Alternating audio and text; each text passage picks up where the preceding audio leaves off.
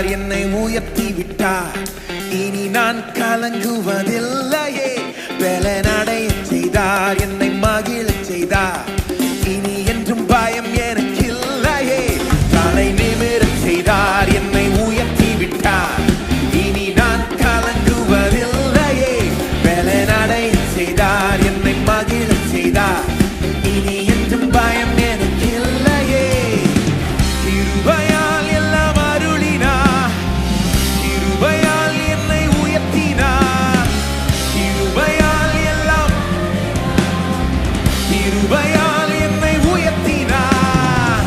நம் கர்த்தர் நல்லவரே, ஓ நம் கர்த்தர் நல்லவரே, நம் கர்த்தர் நல்லவரே, ஓ நம் கர்த்தர் நல்லவரே.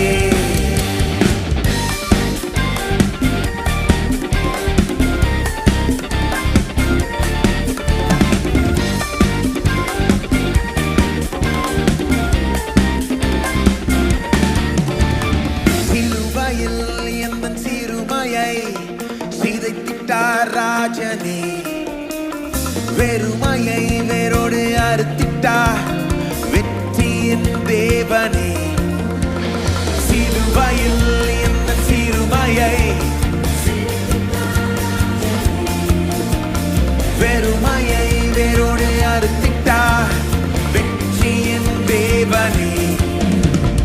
ஆணிகள் பாய்ந்த கைகளால் என் கரம் பிடித்தாரே. ரத்தம் பாய்ந்த தம் காலினால் என்னை நடக்கச் செய்தாரே. ஆணிகள் பாய்ந்த கைகளால்